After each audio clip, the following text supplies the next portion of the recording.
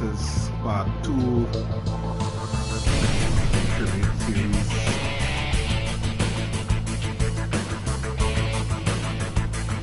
Tribute to the Ring Queen, Sabine Schmitz. As you can tell, it's going to be several parts because not only Porsche features but featured also BMW.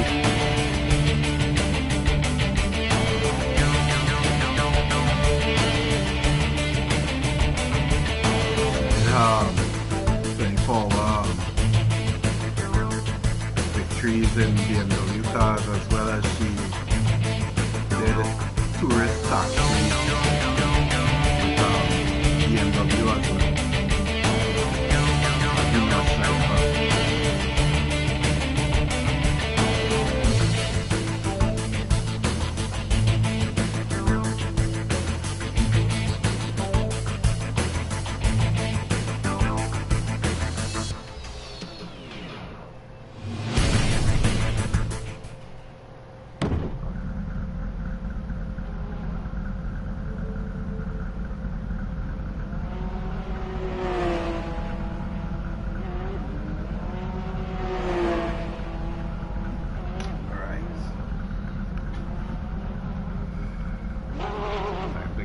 Quali.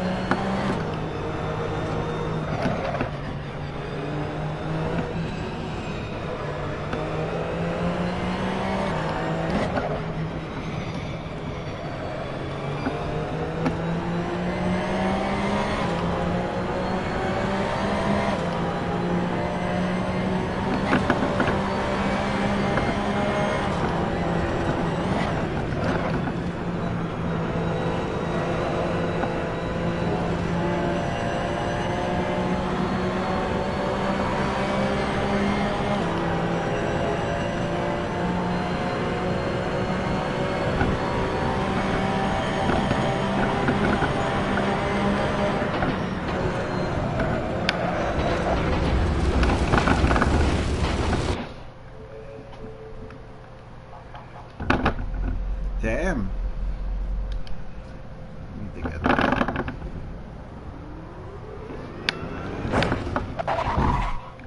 What the heck is going on with me, man?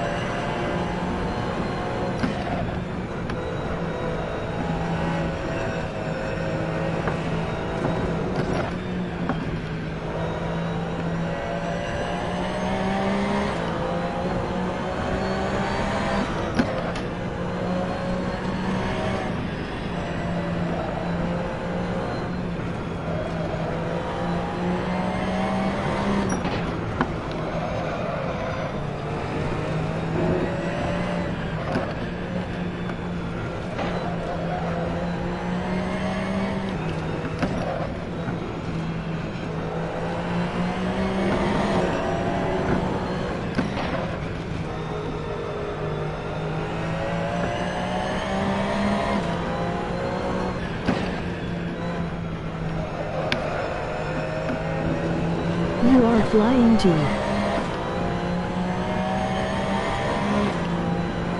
Welcome.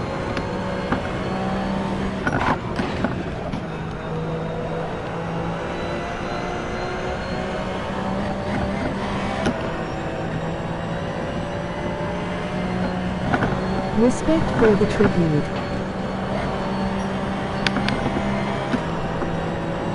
I'm doing my part.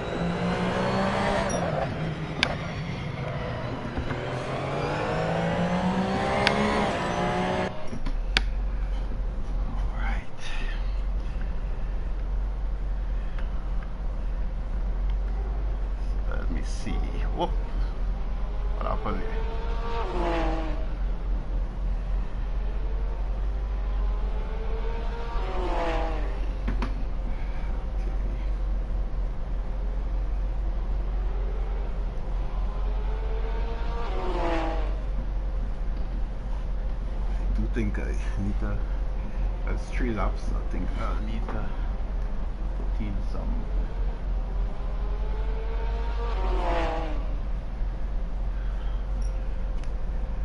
extra 12 meters should do.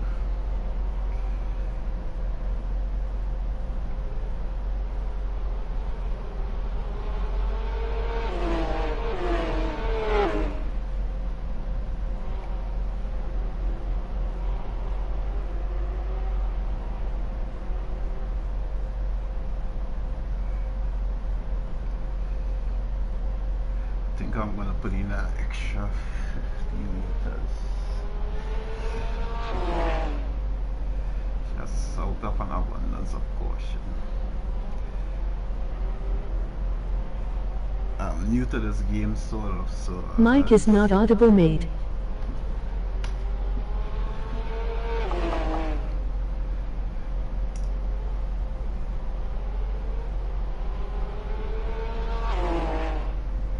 yeah. These guys.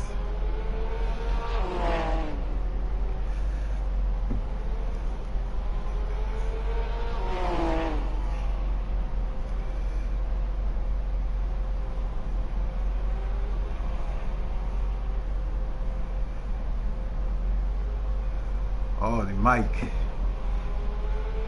Yeah, I do have some issues with the mic.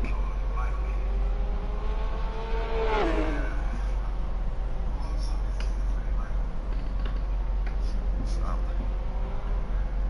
I'm really sorry about that. Something I need to sort out. That's way better. Thank you very much for the feedback.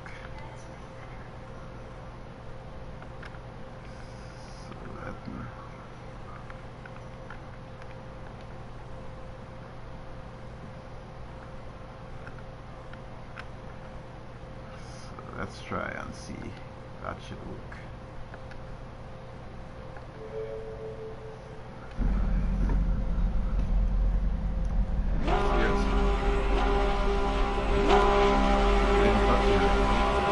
No worries.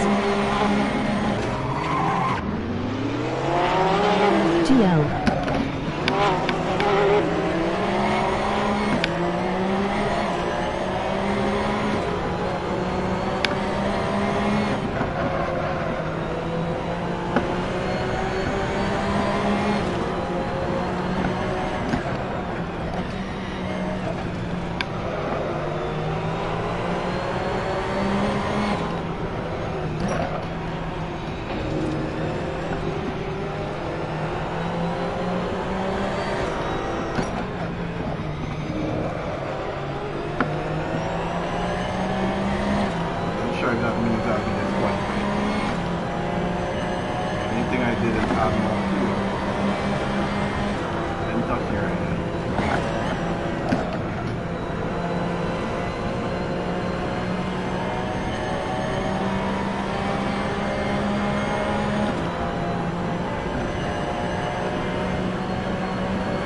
Welcome, Mr. Cuts TV. You do put out great content.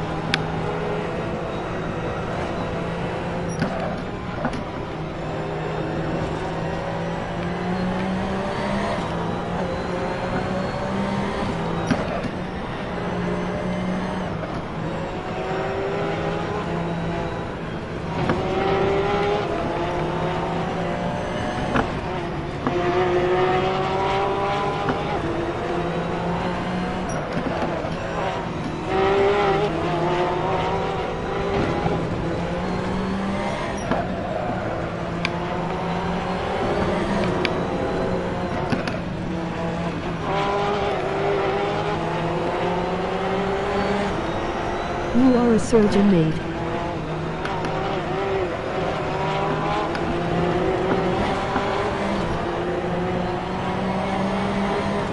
Great driving.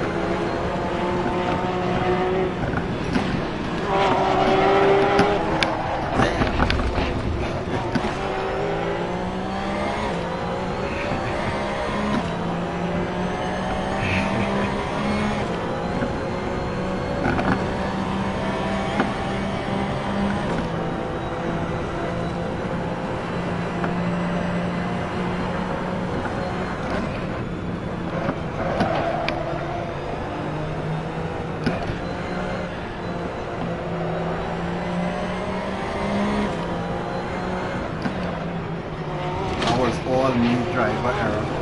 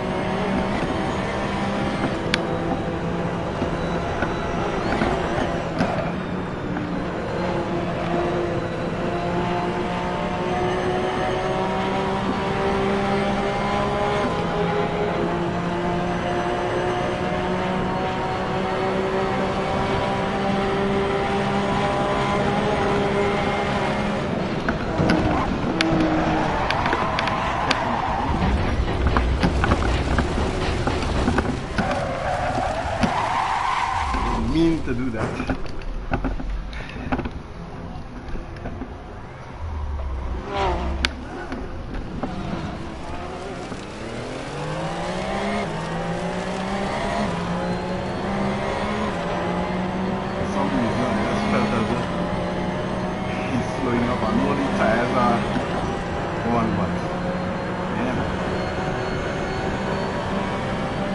Again, that was my error.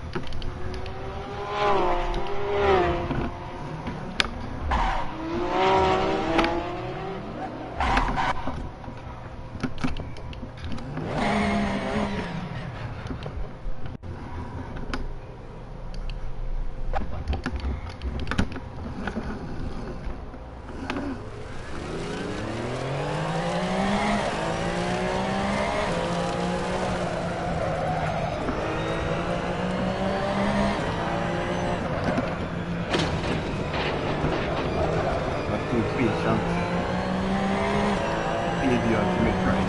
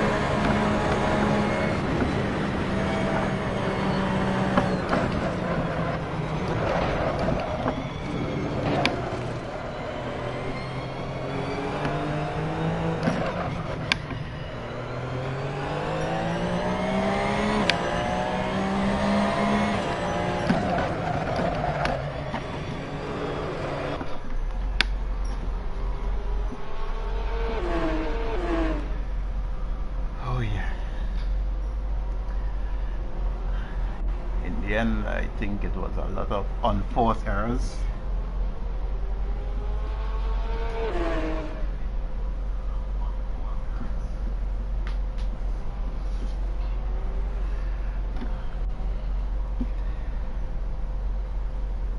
We were going pretty well.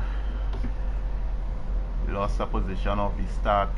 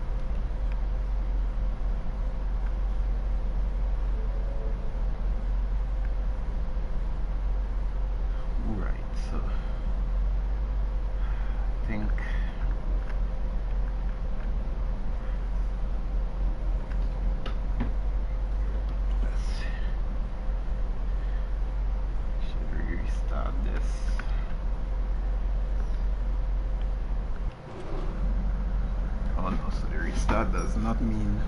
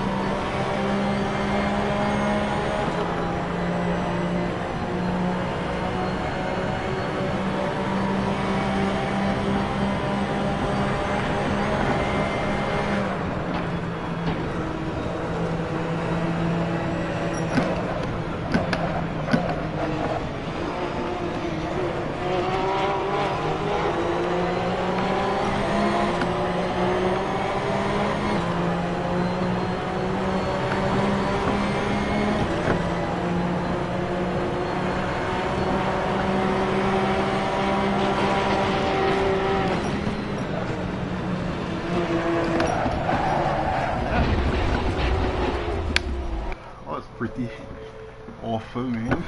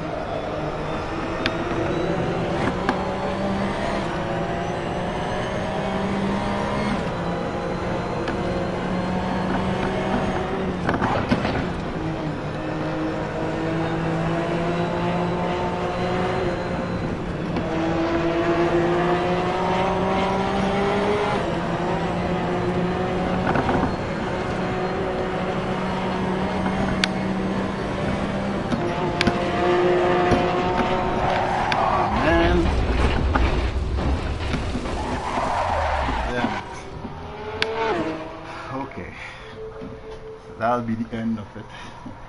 Try that again another day. Not today. I don't know why these guys, he's in the lead. What is he doing? He's just hanging. I'm not sure what he's doing. Yeah.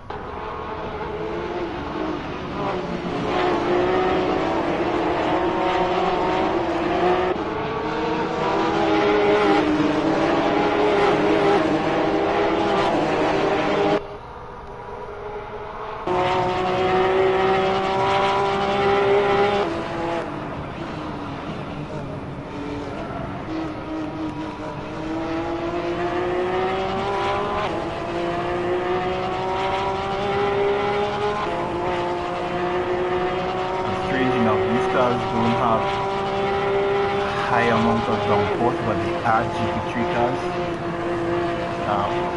Kind of weird how car reacts.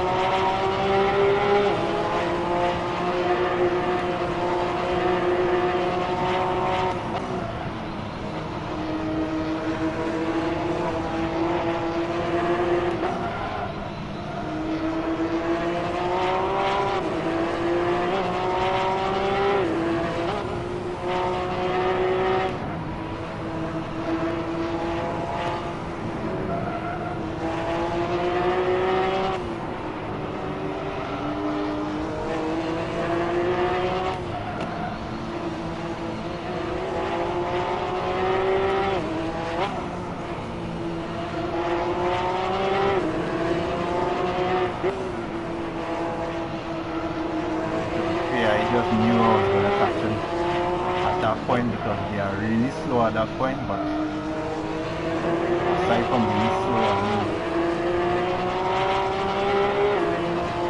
take a look, he's basically accelerating away from me. Hands up there. So I hang up here again. Lost a bit of fun. That was fun.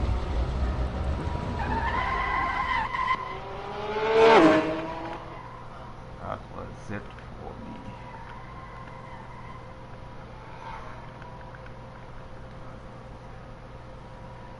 Damn guy.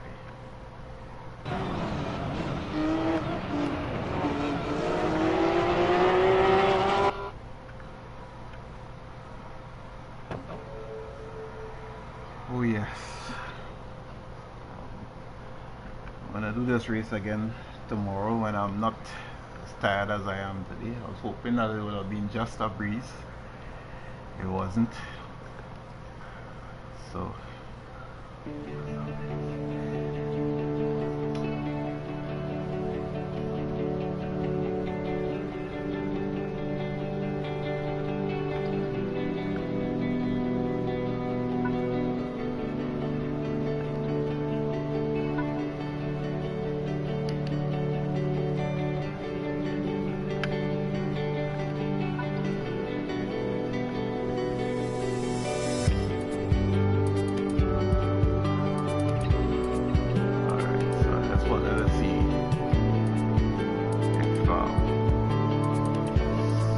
end of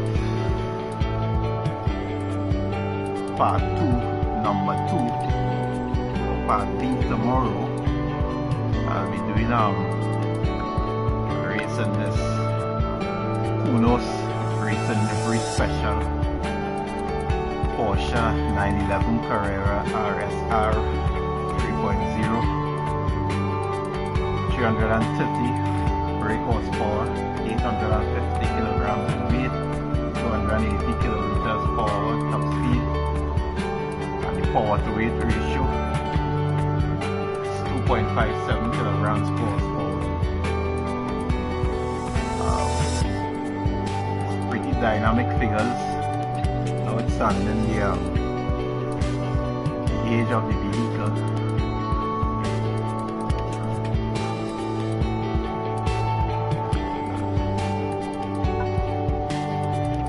Also need to do some,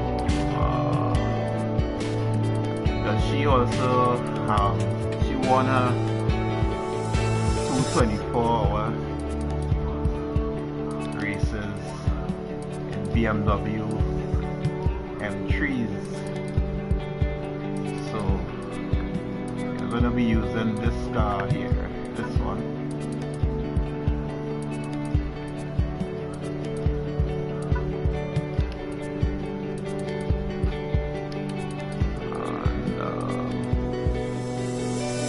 And I need to find a car that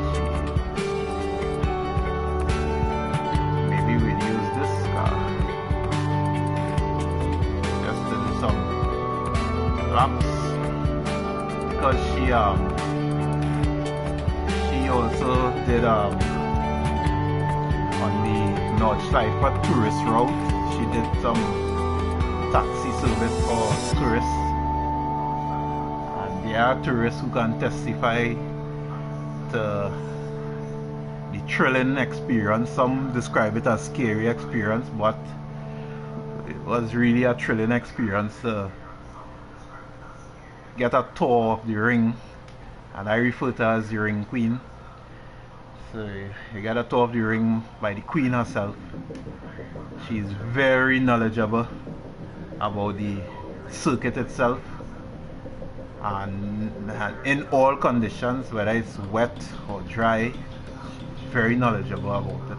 Well, was knowledgeable about it.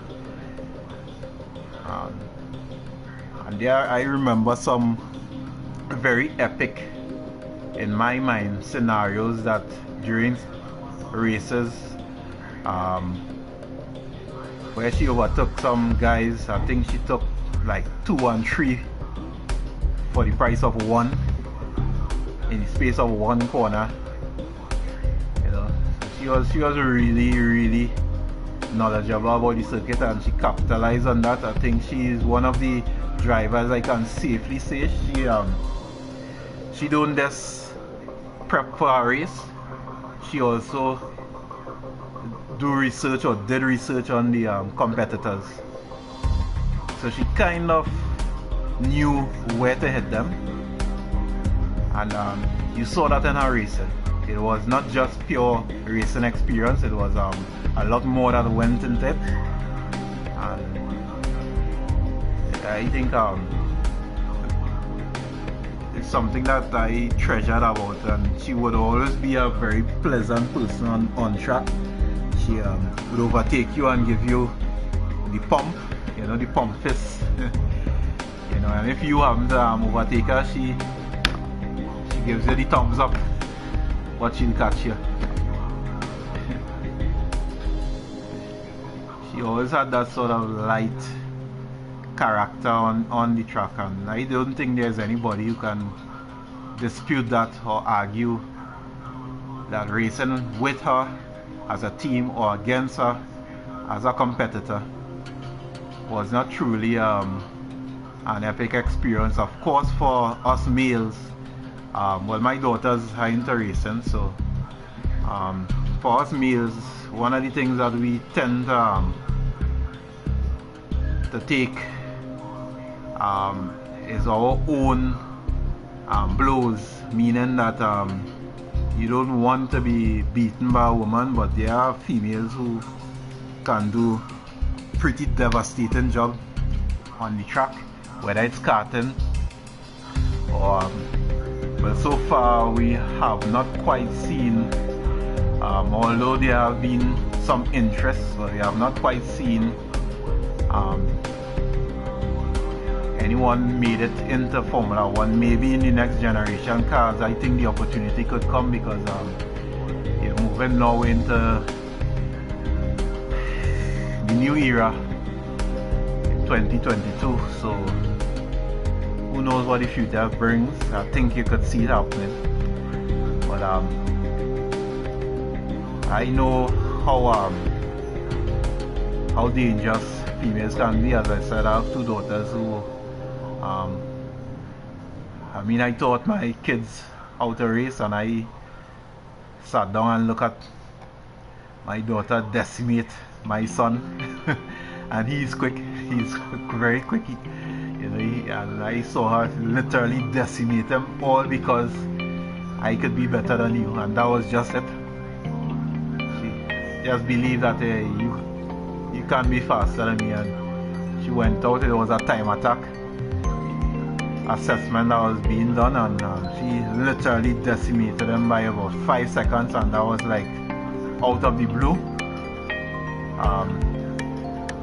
It wasn't that I was being biased in how I taught them the trade. Is just that you know, a lot of this thing, because racing is about being on the edge, it's about being on the limits, and it's about you wanting it, and who wants it the most tend to get it, providing the equipment stays together. I'm more into rallying, but I started out in kart at the age of 8, and I've had a number of different race vehicles. I had drag race vehicles, I had rally cars that I built. At present, reduced to only one performance equipment right now, and that is I have a CRV, that is the RD1, and it has a B20B, that's the Honda B20B, which is really the V-spec rival to the Nissan RSR20. Just to give you a bit of a story behind that vehicle, when I took the vehicle to get it, because in Trinidad and Tobago, where I'm from, vehicles have to be inspected periodically. And what happened is that I took it to this inspection garage, and usually when I build my vehicles, because I use those performance vehicles on the street, I use a very small muffler. I refer to it as a sleeper, so you would only know what is happening when it opens up. And he did the initial inspection, and then he got into the vehicle to do what is known as the brake test. So and that is done really in 2 ways. So you're doing it to test the handbrake as well as to test the pedal brake. And for some reason, I think I know why he did it, because he went into the bonnet area and he saw the engine, so he knew what it was. He knew it was a B20B, but for some reason the guy revved up the engine and then he got going. But I was in the yard. The minute I saw him revving the engine, I stepped back, and I could remember he looking at me. I saw that question mark on his face. But I've been there, I've done that, and that vehicle left. CRV is a 4-wheel drive vehicle, so it has a 2-liter engine that is tuned, and I didn't panic because come hell or high water, something was going to happen. And the guy didn't intend to mount the ramp. There's a ramp at the end of the runway where he was going to do the test, and the vehicle went up the ramp, and I guess it's because of the design of the ramp. That's the only reason why he was able to stop, because what happened, the ramp is built it's built out of steel or metal, and the tracks is board, and they use like rubber. I think they cut like truck tires, so you have these massive sort of what they call these traction type things, and that saved them. Apart from the fact that it was going because it's an incline, so but that saved them. And he literally stopped at the end of the ramp, and he left the vehicle there. He came out and sort of bolted off the ramp, and I knew he was trying to act normal, but to be quite honest, I saw the fear in him, and that could have ended very badly. Thankfully it didn't, you know. And he did ask me to come, because I told him that it was an unfinished project, so he did ask me to come back and you know, give him a test drive again. I never did, because I in Trinidad refer to those things as joyride. And just to give you a short story again, there was this guy who had one of the Nissan GTRs. He took it to a garage to get it serviced. The garage he took it to, I am familiar with the owner of the garage. He's one of the master technicians in the country, and so the car was there overnight for the purpose of servicing. And one of the mechanics in the garage decided he would take the car and go and pick up his friends to go on joyride, as referred to it, joyride. And the next thing you know is that car left a strip that we used to drag race on years ago. Yeah, a lot of years ago. So left a strip and ended up well hijacked into a mango tree. The car was total there. So, and there was nothing that unfortunately it happened, but there was nothing that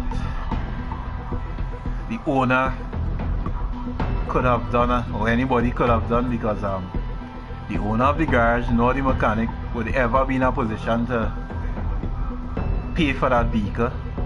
The insurance wouldn't cover that under the circumstances, so it was really lost. It was really lost. Sad turn of affairs. But if I had because I'm also City and Guild certified, I have distinctions in both chassis and engine systems, and if I were to advise that owner or any owner in regards to having their vehicle service, especially a vehicle in that category, performance, you know, he should have gone to the company, because it was just servicing, it wasn't anything else. He wasn't like trying to upgrade the vehicle.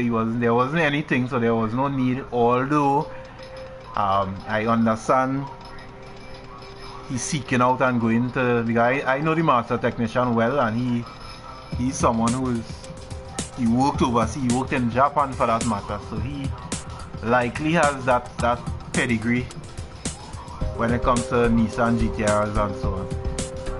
But seeing that it's normal service, and I'm saying normal in inverted commas, because there are some things I know about these vehicles. There are some do's and some don'ts, even when it comes to driving. So I would have, there's the Nissan company in Trinidad, and known as Nissan Marcia, or there's their affiliate service tech company, which is right next door. And I would have taken the vehicle there and leave it up to the technicians there. I know two of the guys there. One of them, he taught me when I was doing my course. So these guys could have handled the job. These are guys who will easily build anything you want in terms of a performance vehicle. So they have the capacity and the ability. So that was a sad way to end an investment. But thanks for viewing and thanks for listening to the story. Look forward to the other part of this. I'll try to get it done again. Should be around this time, a little earlier, because now it's pretty much quite late. So for persons who may be in the UK and the EU generally, I'm in the Americas region, so still have some time before midnight. But try to see if I can get the other part, because I'm also doing some preparation for, I'm also in the Apex Online recently. The season 2 has now been completed and we are currently engaged in some filler events.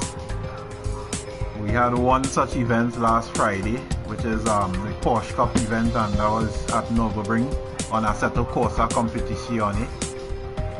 So the next race in that sequence is on Tuesday, and that would be at Suzuka, and we'll be using the Lamborghini ST or Super Trofeo. By no means is it a very easy vehicle to drive, certainly not under race fuel load. You're looking at upwards of 100 liters. So we'll see how it goes. I'll be able to get it pretty comfortable in for qualifying. But it's just about fun and experience really. But I think I'm able to get 208s for qualifying, so I'll be comfortable with that, because I think the top guys will be about around a second or two faster. I think on my part, I think I've done all that I can in order to sort of get the vehicle under control. So just about going out there on Tuesday, and so this basically is the vehicle. What in ACC, this is just AC.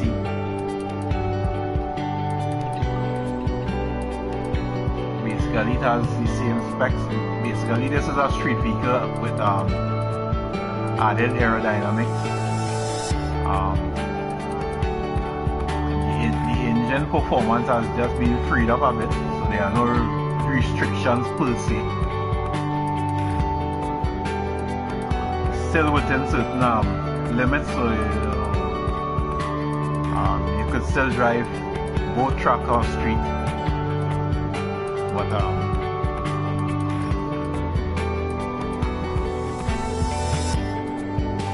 anything, generally Lamborghinis are a bit sensitive on track, so don't expect anything better from a car that has around 50 horsepower less, 50 to 30 horsepower, it depends. It should be 570, this is 600 brake horsepower.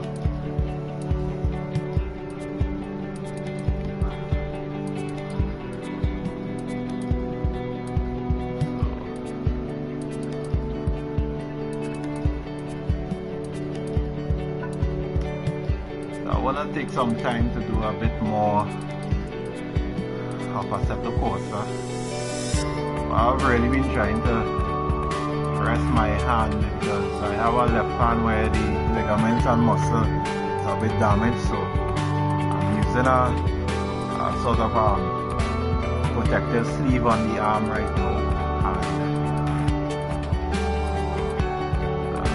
have a bit of ease, but pretty much uncomfortable. Extremely painful, especially when you're doing right turns and so on. But there are several things I want to do versus the AI. And in particular, something you don't see much is these cars, these 1967 Formula 1 cars. So I need to do some of those. There's a league. It's a hot stint, hot lap, or time trial league on Assetto Corsa Competizione unofficial app, where they have these weekly events. So anyone who have this game, or even Assetto Corsa, because recently they started mixing it, so you would have one event for Assetto Corsa and another event for Assetto Corsa Competizione. And they are really good events, hot stints and hot laps and so on, and as well as races versus AI. So they set the standard and you just follow that and then post your results, or the video as the case may be, as the evidence, so you are ranked accordingly. So I did one of the events, but I had planned to go back, and that was the event related to these vehicles. I think it was the same vehicle as well as the other vehicle that fell in that category was the Lotus. So Lotus Classic. So it was, what was it?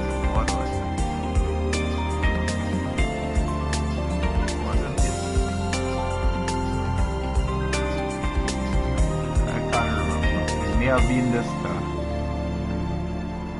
Type 49, yes, so it was this car. And yeah, it was this car.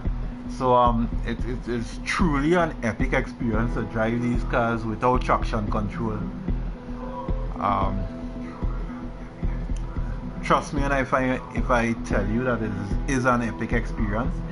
It is possible to drive it without traction control. You just need to understand the vehicle, because I did the challenge using both vehicles. This car has higher horsepower, so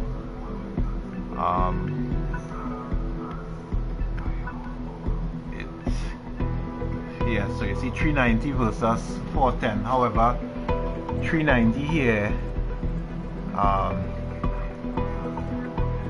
by no means is really less per se, because they are both comparable. The difference is that the Lotus has a much higher top end, and that's where I was able to post the faster time by more than 2 seconds with the Lotus on the track at the time. I can't remember which one of the tracks it was, if it's probably Majua or Major. But yeah, that top end was like wow. The only problem that I have noted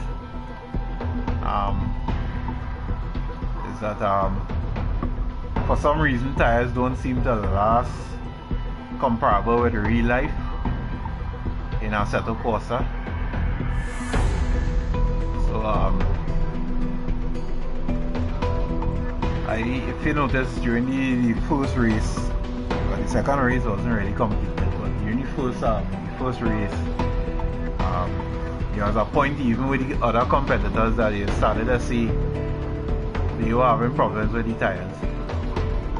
But from what I've noticed, racing versus the alien mode, so they have different levels, and racing against the AI in alien mode,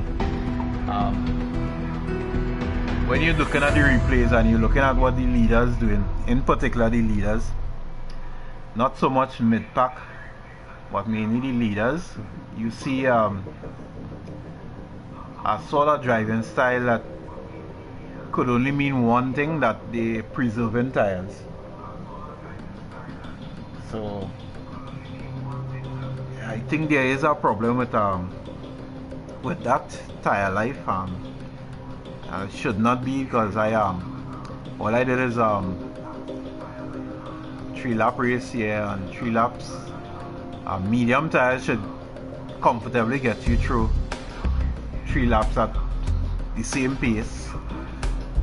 But in fact, I was able to do 5 laps on GT3 cars last year when we were testing for one of AOR's social race on this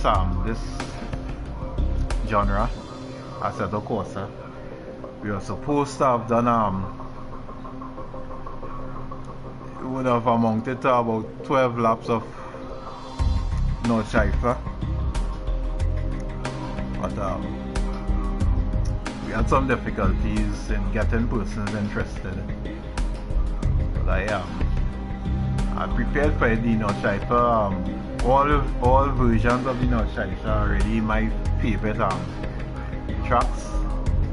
But I still need to put in the work. I need to get myself really accustomed to the physics in Assetto Corsa. It's really different from ACC. I do experience a lot more feedback in the wheel. I'm using the Logitech G29, and the feedback that I experience with Assetto Corsa as compared to Competizione is one that I can best describe as what you would get from using one of the direct drive wheels. You get a sort of almost arm braking sort of, you know, experience. And yeah, I have really commended the developers on that aspect of it.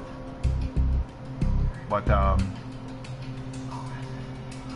it's something that according to what type of vehicle that they're using, and just to show you an example, so let's go for,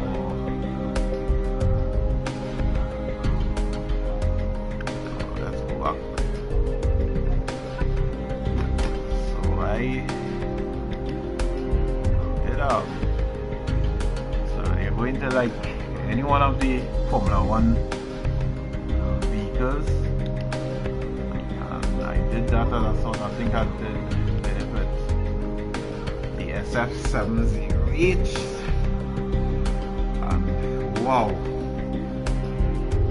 you really feel the bite, really feel the bite.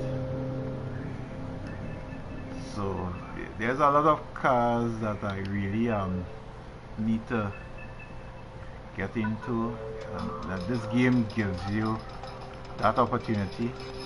Unfortunately, this is all that the Mercedes segment has to offer, really.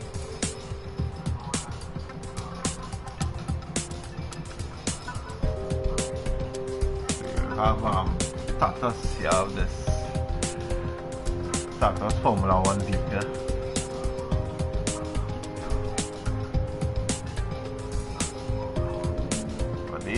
You really get a pretty satisfying. And there's another car that so these two vehicles, the P45, which is based off another vehicle I'll show you in a bit. So kudos to the builders of these cars. The owner of this car company has remained consistent over the years, really epic with his designs and so on, and performance wise, being a private run entity. I think he deserves the backing of some financiers and so on. And I'm pretty certain that he'll be able to do what others have done in the past. At the very least, he have managed to outlast those teams. So two cars that I'm looking forward to coming here. This car, which is supposed to have like 1,000 horsepower, see, right on the money. And try to imagine having to drive these vehicles with no assist. What happens is that these cars use a very large turbo, and there was a lot of lag with the turbo, so you needed to understand when to expect the kick, because that kick was one hell of a kick.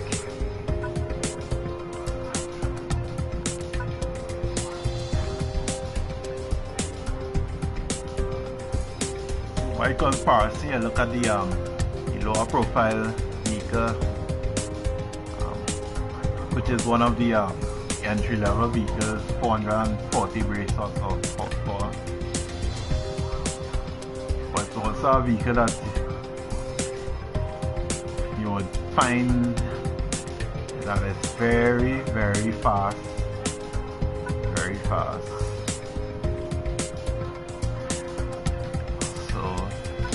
This vehicle was my first real life rally vehicle.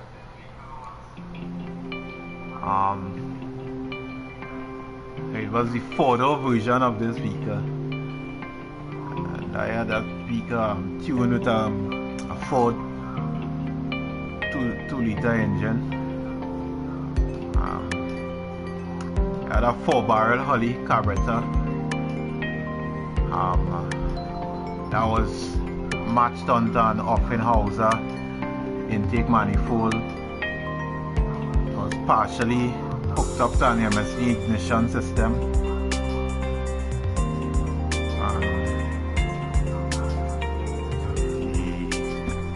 We had a racing flywheel, which was really lightweight.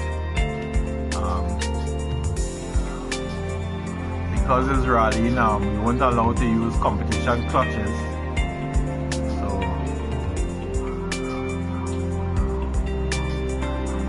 clutch was modified to work within the rules.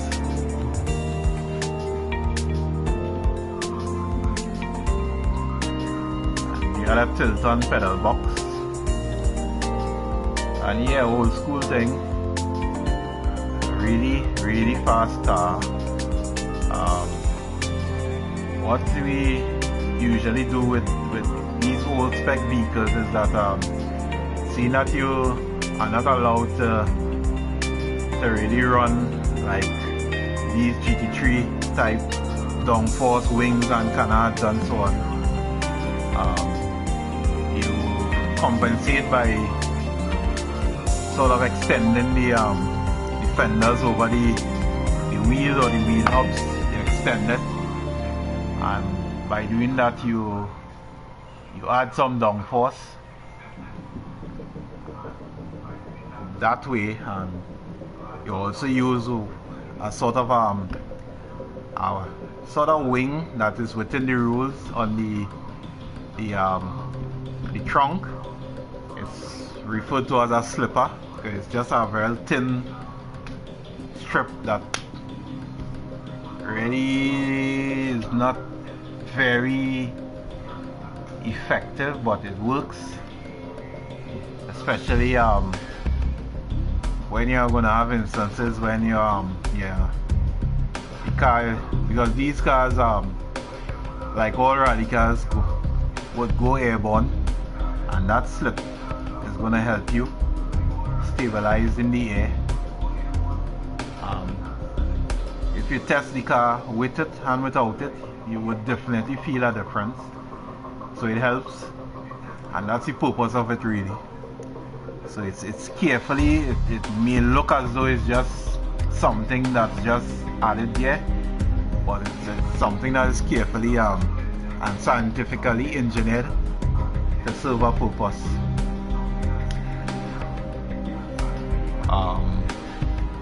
This particular car would be of sort of like a stock car spec, sort of like for its, you know, the RS 1600 class. So hence you would see this sort of wing in front, but knowing that these cars are naturally tail happy, they are very twitchy, you might want to do some mathematics before you include any sort of features that could contribute to handling. It's absolutely necessary that you do some mathematics, and always cater for doing some testing, because that would determine what you do and how you do it. But enough talk about that. We'll talk a bit more again tomorrow. Maybe what I can do is probably fine tune the Super 330 and probably get that on stream. I'll also be streaming the race on Tuesday. And then yeah, I'll jump into the stream with the second part of part 2 or part 2B. My field effort at you know, pulling off a decent race. I did complete the first race.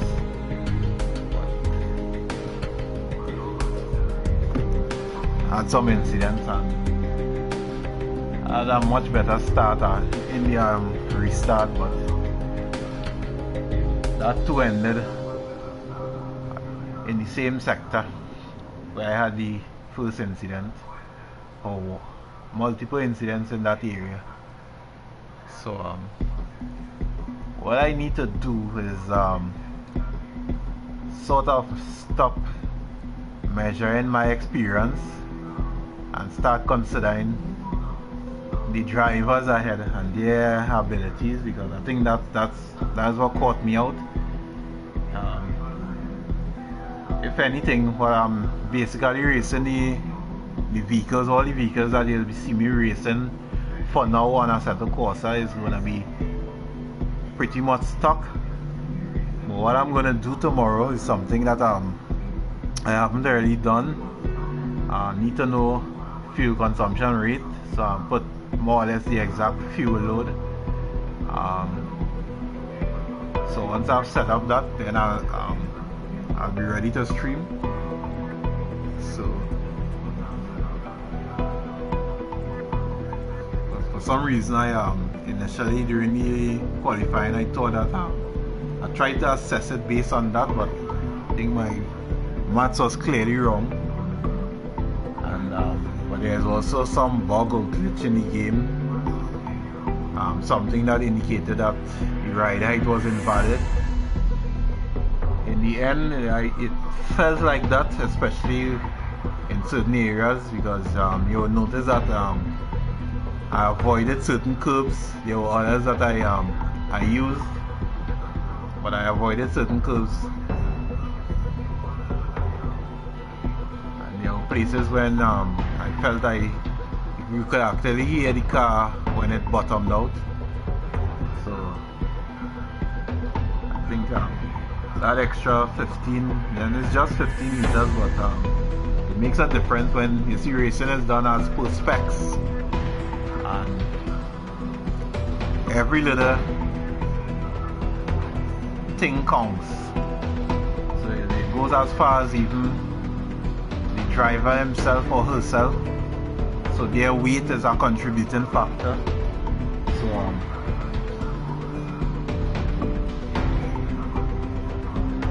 you will see that in particular being a great emphasis in Formula One, where a lot of attention is paid to your weight and so on.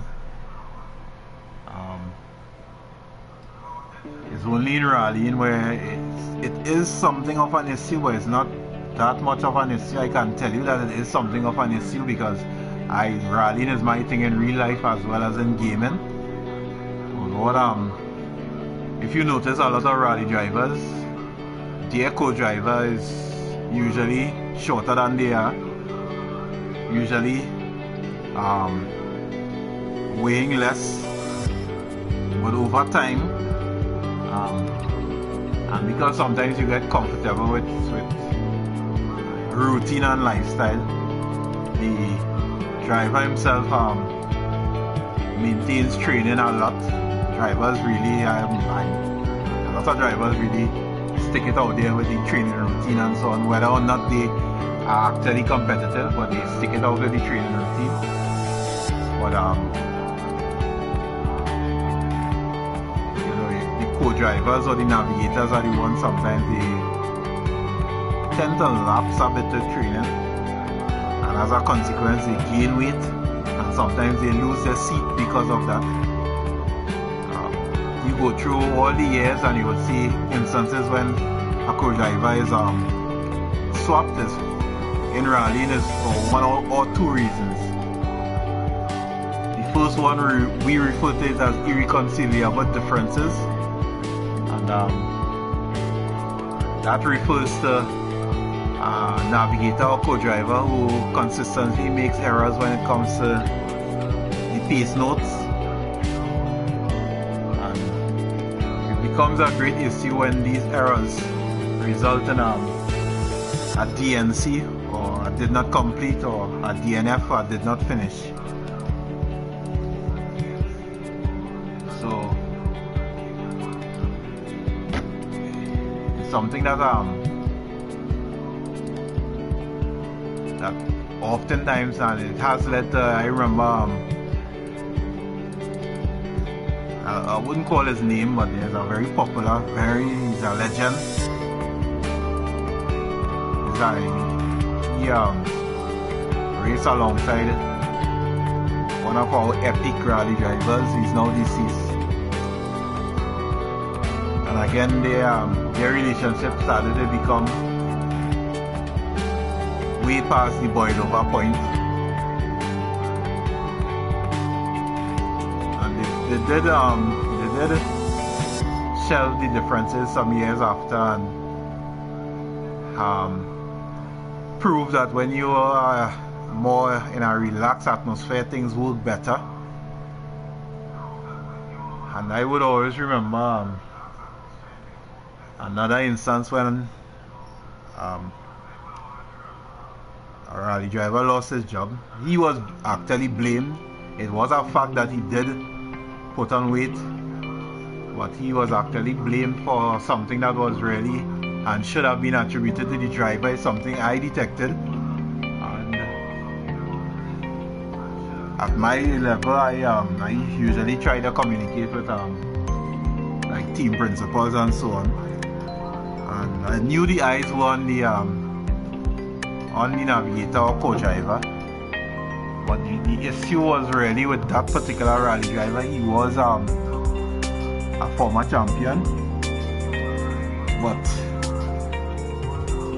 rally driving is really on the limit. But one of the first rules that drivers must learn first is that manufacturer points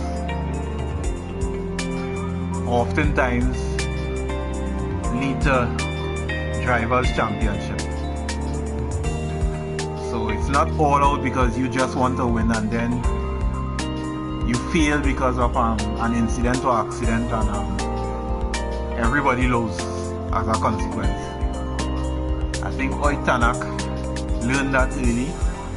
It made him a better driver. So if everyone else who wants to be fast learn that, so much better for them. Because a team that I supported for years, Ford, paid a heavy price because there were some drivers within their ranks that did not understand what their role in a team environment is. And it was just about going all out, and all out is part of the game, but in sport, getting to the end is always the first part of the agenda. Along the way, your strategy would play a large part in determining whether or not getting to the end could be victorious for you. So some drivers didn't learn that, and I, being a rally driver at the time, competing at my level, I had some really epic moments following my team at the time, and it was really disturbing to see both drivers in the same team crashing out within touching distance of each other, and they were both doing the same thing, which was really disturbing to me. That doesn't mean that I didn't understand what they were trying to do, because I know these drivers well, and in the end they both literally cheated themselves out of the game by carrying that sort of mentality.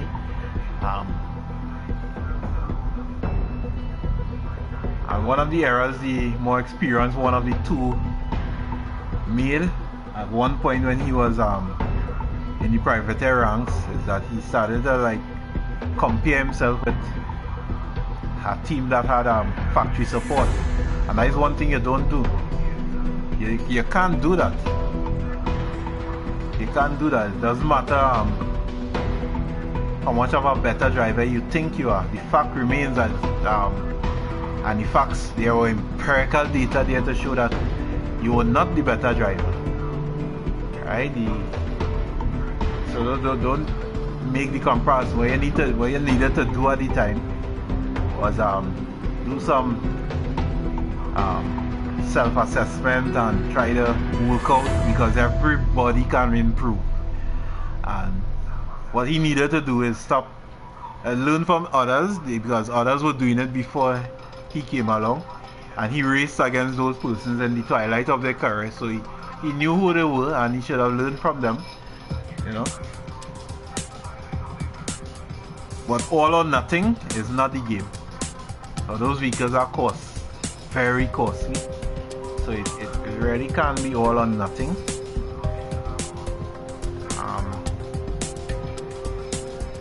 And when you are racing for guys like Malcolm Wilson, there are a few basic things that you need to understand. He's a guy who will give you a chance. He prefers to give the opportunity to the youth.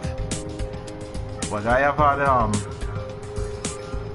colleague in this country, Trinidad and Tobago, who got an opportunity based on what he demonstrated in a regional event.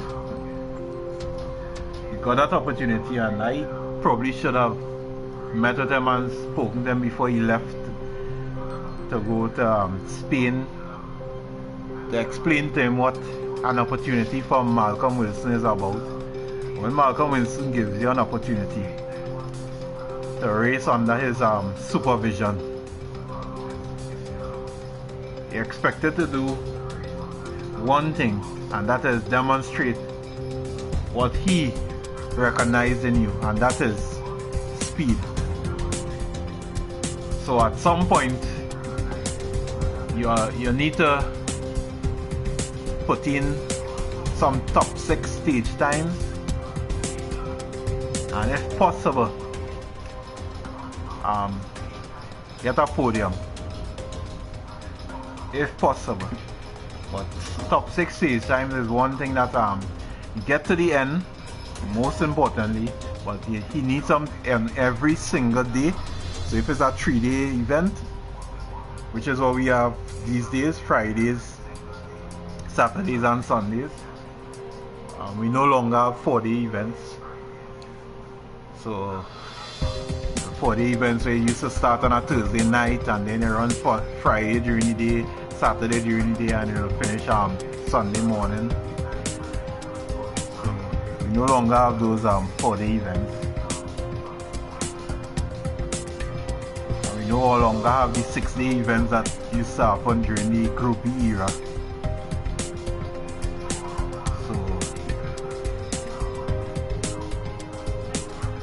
On every single day, he wants to see that you're putting in some top 6 times or you're very competitive. So you want to be within a few tenths or a few seconds away from his factory drivers. And that's what he wants to see from you. So he doesn't want to see you get an opportunity and it's gonna cost you, and because you can afford it, you get out there and just think, well, it's for show. It's not for show. Alright? He gave you that opportunity because he really he's a guy who always and has always been someone that plans ahead. And even though the gentleman that got the opportunity, he's a doctor, he's a doctorate and so on, he's qualified, but he got that opportunity, and even though he's a person well advanced in terms of age compared to what you normally look for in a rally driver, but he has the ability. I think I understand what happened. It was like really out of his field, at least that's so he think. But then there were a lot of things that I noticed with my regional colleagues here, and one of the main issues is their pace note systems is not consistent with international standards, and as a consequence you'll be pretty much slower than international class drivers. But this gentleman, he has a co-driver that is well trained. However, a driver can be as fast as his co-driver's ability, and so there's a guy, I think he's a Welsh rally driver, or Polish, I think it's Polish, yeah, he's a Polish rally driver, and it's something that we usually use as a training video just for fun. But you would see this guy like pretty much screaming at his co-driver for the notes, because he was like going 1,000 kilometers per hour and she was like 2 kilometers and he was like yeah and at one point she was like panicking. She was like she started to lose her voice actually. And that was like an epic example of where you and your co-driver need to be on the same level. So it's something that you need to have practiced before, and if it is that you found yourself in that position because you didn't do the necessary work. And drivers need to understand that rallying is something that costs the lives of a number of drivers and their colleagues. So put in the work. That doesn't mean to say that something will not happen, but you pretty much minimize that. You could only be good at what you can do, and if you did not practice it, then you will not be very good at it, and there will be clear room for error. So that's much as I can say, and I can talk from experience because I had real life rally incidents or accidents, so I can talk from that experience. Still doing physiotherapy as a consequence, and opted to do sim racing to sort of like stay sharp, because the plan is to get back to it someday. So,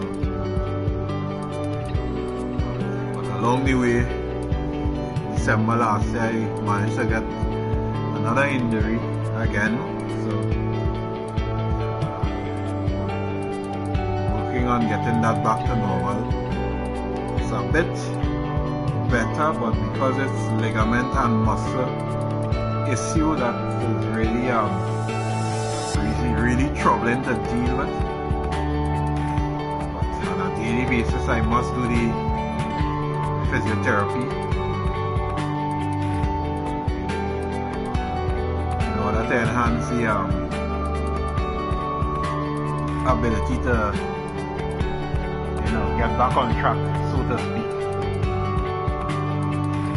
A few weeks time I'll be back on the Apex Online racing, and if you all are not part of the league, join the league. It's on, whether you're on PC or console, welcome to join. Right now the league generally is UK based. However, if there are sufficient persons in the Americas region, administration is willing to cater for that. So I've been busy trying to get persons who I have raced with for years in Gran Turismo, but generally because of the vast difference in physics between the both games, some guys having some difficulty in bridging the gap. I pretty much was on the pedal, so to speak. The day that Assetto Corsa competition came on console, I was on it. I got it like from release. I purchased it through the PSN. So I have the digital version. Around that time too, I'd also purchased the extended storage, a 4TB WD system.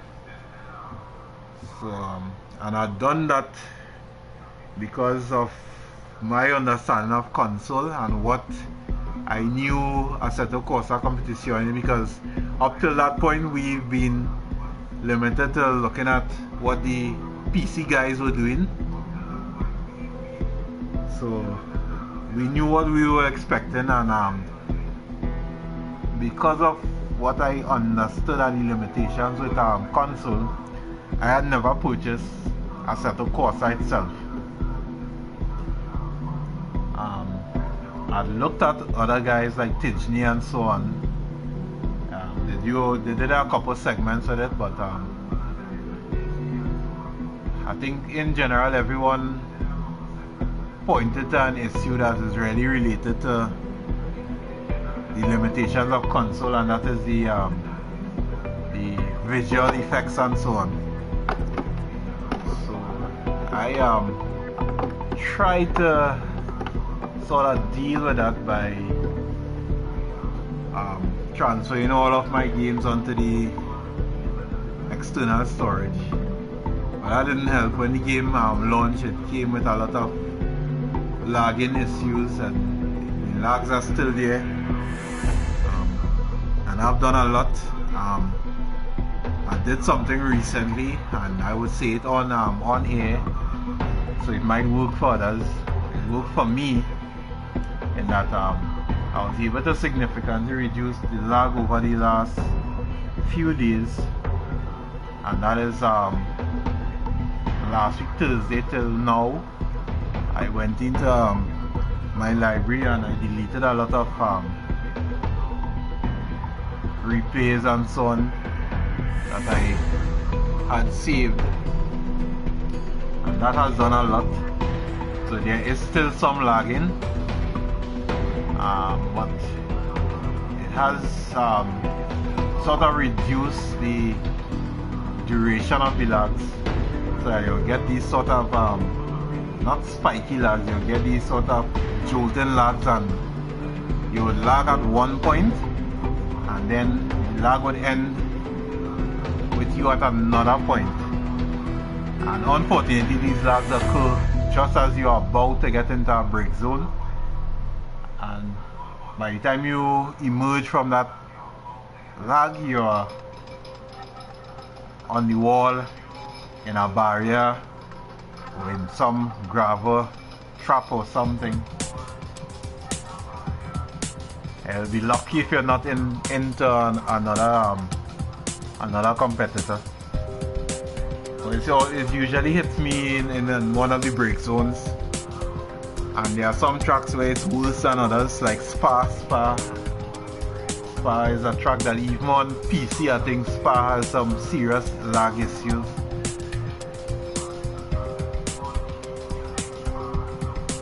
So, and what I did from trying to analyze, I did save a lot of my replay data on Spa. I had to delete a lot of those, so I need to redo that because I need to rerun. I think I'm going with Ferrari for the next season, so the Ferrari Evo. One thing I picked up in analyzing the replays is that the lag has a lot to do with two things. Now, Sony or Kunos might be responsible for the title doing some saving in the background. So without your input, because for instance on PlayStation we could set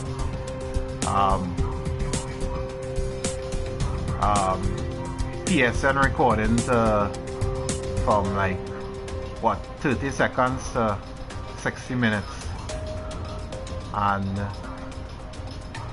if you wanna reduce lag in you, it is advised that you reduce from 60 minutes to 30 seconds. But even with you not activating any recording, I have recognized that at times whenever you have a crash, so the game crashes a lot, and when you choose to report the crash, automatically the system itself uploads a video of what happened just before the crash. So that recording is taking place in the background. I think that's part of the problem, because and why I think that is part of the problem, because the last time I completed the career mode, I had to do it offline because Spa again, the final race in the career mode is the Spa 4, which is supposed to be a mimic, or how to put it, it's supposed to mirror what a 24-hour Spa race is supposed to be like. So you start in the day, you go through the night and finish next day. So it's that sort of experience. So it's like 4 hours that sort of made to look like 24 hours in that event. And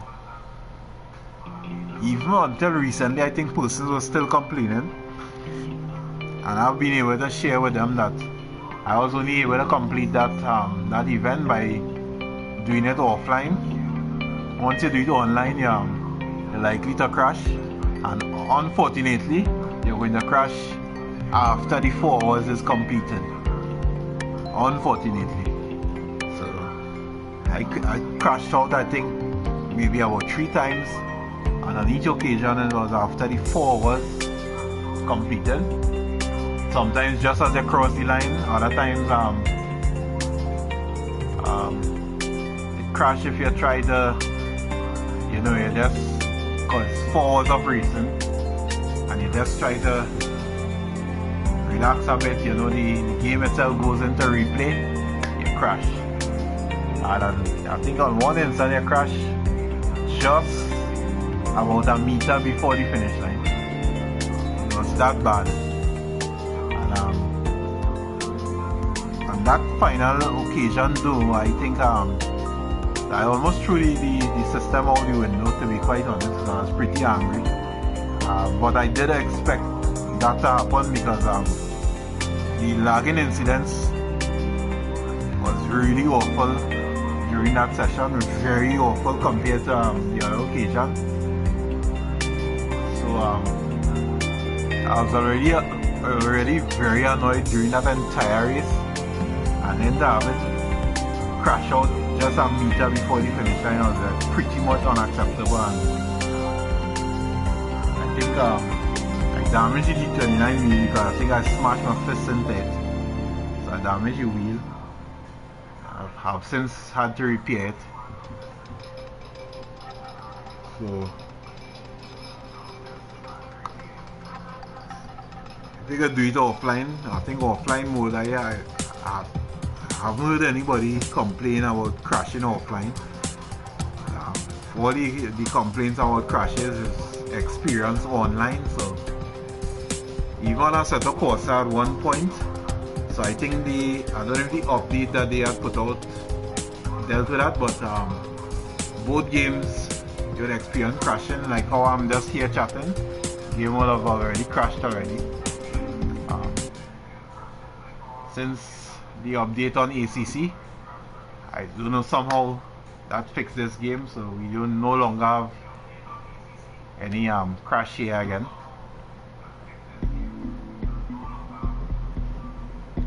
3 months ago, if I'd done what I just did there, game would crash. So we no longer have that.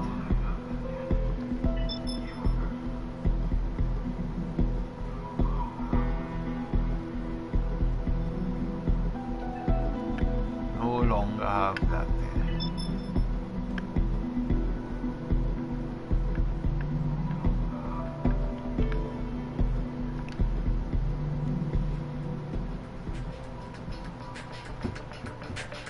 It was great to have it. A lot of the background track scenes that you would see on Assetto Corsa is that now will bring out life. How epic is that? Given the tribute that I'm doing, how epic is that? And well done to Kunos.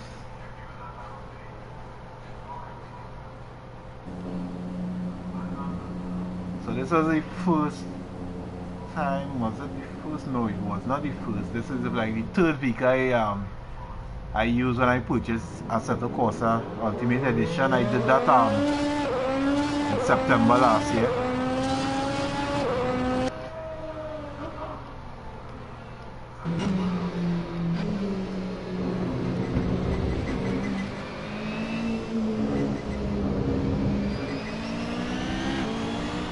This was like the third vehicle I tested that day.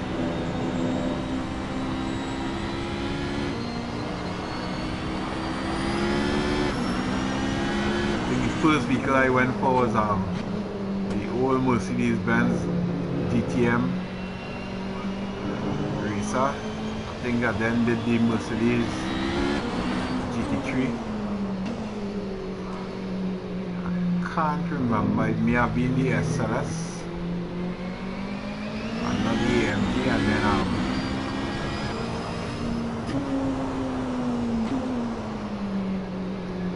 I did this vehicle.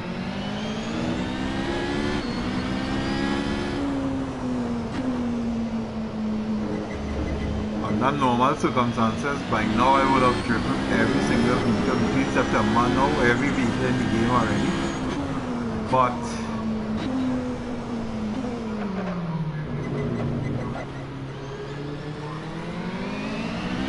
a bit enjoying AOR leagues although last year I was unable to get into the league because I joined Apex Online Racing a bit too late. I think they were already into the third race of the season, so what happened is that I was offered and I did take up that offer. I was offered the opportunity to do my evaluation for that same third race. I did the evaluation, and that evaluation was held at WeatherTech Circuit, Laguna Seca. And that was the Monday before the PlayStation events is normally held on Tuesdays. The PC versions on Mondays. And that practice race was on the Monday. It was an eye-opener for me. I learned a lot in one session, and that was a qualifying session. Because by the time I got the notification, qualifying was already underway. So I got in late. I got in with like probably 12, yeah, I got in with 12 minutes. So I think the qualifying session was 15 minutes and I had like 12 minutes. The session was damp with the forecast to become wet in 30 minutes time, which would have been like into the race territory. So apart from what I saw looking at the PC leagues and so on, I didn't have any actual experience racing on Assetto Corsa in wet or damp conditions. And that aside from the Super Trofeo tests that you're doing when you're doing the career mode. So one of the tests that you're doing, I think there are maybe 3 tests. They have the initial test, then you have a night and a wet test. It might be 3 or 4 sessions. And in order to achieve offers from some of the best teams, you need to post some really hot times. Although the engineer tells you that the emphasis is not to win, but I would recommend that you try to like really be on it. So if you need to practice and then go for the test, then do that. Because you're also going to achieve a trophy or the gold medal, as the case may be, based on your performance. So really be on it. I did it. I can't remember I did that on stream, but now I've deleted all those things. So I don't think I would have it anymore, but I think I did a comparison to show like you just go through the event, not really looking to you know, win any accolades. What ends up happening is that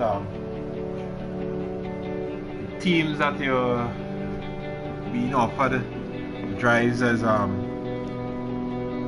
insignificant and old teams compared to the really hot teams. So that just to give you an example, you'll get offers from the team that ran the Aston Martin V12, team that ran the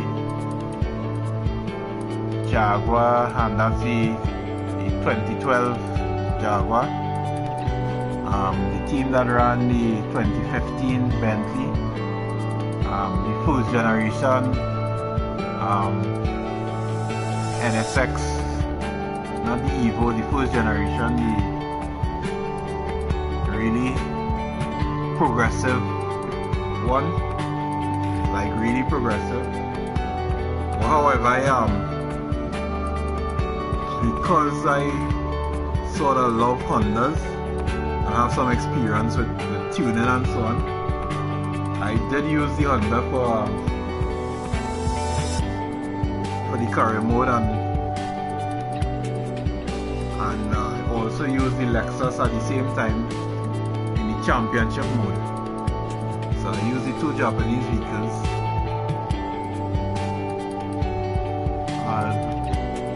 What I realized, because back then, and just as I said before, I only had experience looking at stream from the guys on PC, so guys like Nils, Najux and so on. Key, I think Key 25 or Kai, but guys pronounce it as Key or Kai 25. He it's Key because I think his name is Kieran. Yeah, Kieran Backup. Not Kieran, but Kieran Backup. Yes. Kieran Backup, so it's Key. So I remember there was a video that was done by Nils Najux pertaining to the NSX, and in that video he was trying to get the car to dip under the 220 at Spa, and I knew that the car was getting a lot of flack, both from the persons online commenting as well as